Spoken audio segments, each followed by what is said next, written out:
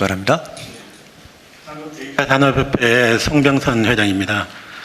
대통령님 반갑습니다.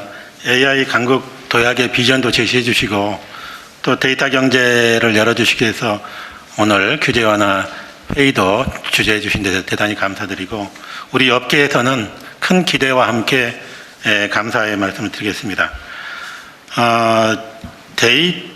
LLM 모델이나 이런 데 대단히 많은 데이터가 필요한데 발제자께서 과도기적으로 TDM 면책 조항을 도입을 하고 그리고 장기적으로는 공정이용 일반 조항을 이렇게 적용한다 이렇게 말씀하셨는데 저는 과도기적인 것이 아니고 이 LLM을 위해서는 TDM 면책 조항이 반드시 도입돼서 운영이 돼야 된다 이렇게 생각을 합니다.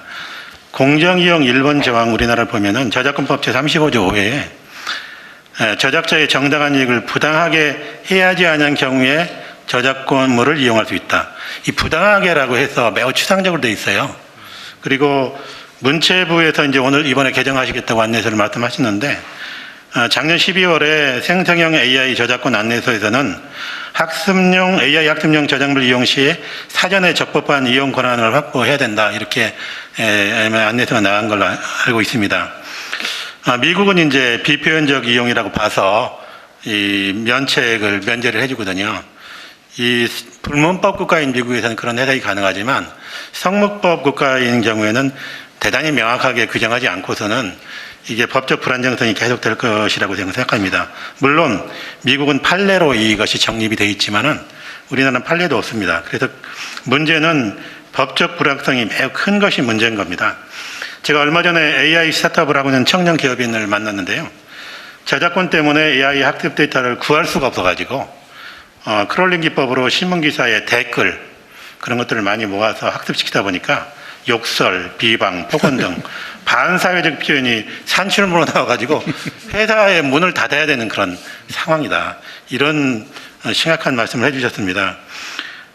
LLM 거대 언어 모델은 수백 개, 수억 개 이상의 파라미터를 학습하기 때문에 방대한 데이터가 필요하고 크롤링 기법 같은 것들을 활용하는데 이 크롤링의 특성상 불특정하게 수집한 데이터 안에 저작물이 있는지 없는지를 확인이 잘 안 됩니다. 그리고 일일이 이용 목적이나 기간, 대가 등을 협의해서 사전에 승인받는 것은 거의 현실적으로는 거의 불가능한 일이라고 생각합니다. 그래서 우리나라는 일본 수준의 TDM 면책 규정을 도입할 필요가 있습니다.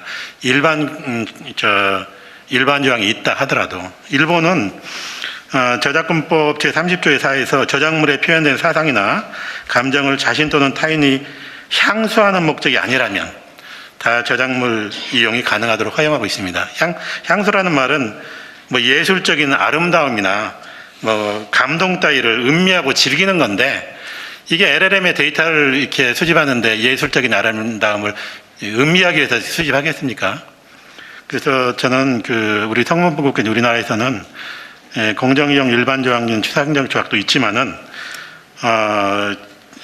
AI 시대를 앞당기기 위해서는 TDM 면책 규정이 필요하고 보완적으로 저작권 거래 플랫폼들이 있어야 되면 꼭 저작권이 문제가 된다면 거래하는 플랫폼들이 만들어져야 되고 또 데이터를 수집할 때 저작물을 걸러내는 필터링 시스템.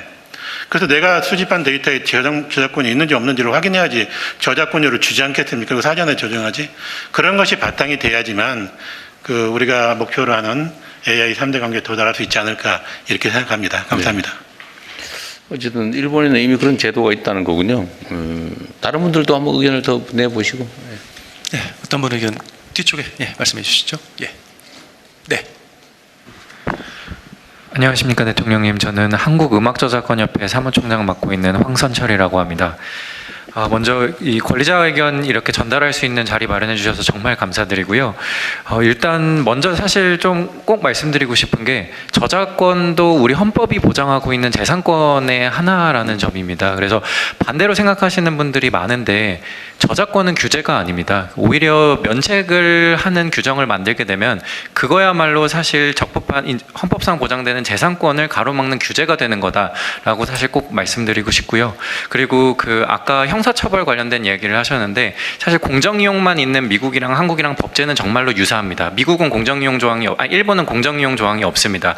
대신 우리는 미국과 똑같이 공정이용 조항이 있는데 우리 기업들이 조금 더 유리한 위치에 있는 거는 뭐냐면은 사실 형사적인 책임에 대해서입니다. 그러니까 우리나라 수사기관이 서구권에 비해서는 조금 더 저작권 책임에 대해서는 저희가 역사적으로 쭉 봐왔을 때 되게 조금 더 소극적으로 이제 그 책임을 인정을 합니다. 그러다 보니까 사실 이런 문제 있었을 때 조금 더 유리한 위치에 있지 않나. 실예로 들어보자면은 사실 무단으로 10년 넘게 저희 저작물을 무단으로 사용한 사업자가 있었는데 협의를 했었다는 그 이유 하나만으로 고의가 없다라고 해가지고 면책되기도 했었습니다. 그만큼 사실 지금 현상은 그렇게 그 기업들에게 불리한 상황은 꼭 아니다라는 거 말씀드리고 싶고, 그리고 이용 허락이 어렵다라는 말이 지금 계속 나오는 것 같아요. 근데 이 말씀을 또 꼭 드리고 싶습니다.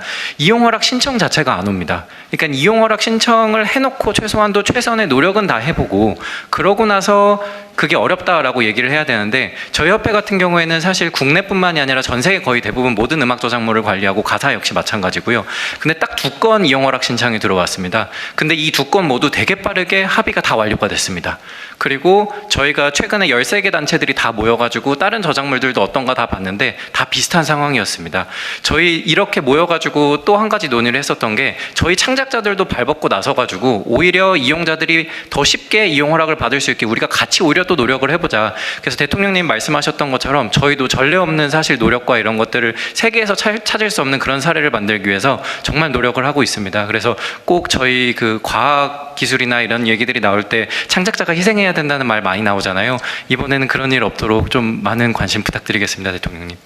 그 예를 들면 데이터를 수집하는 수요자 측 입장에서 보면 요거 찍어 쓰는 게 아니고 그냥 정말 수억 개 있는 걸 그냥 쫙 긁어 쓰는 건데, 요거는 저작권 대상이라서 요거 어디 가서 협상하냐.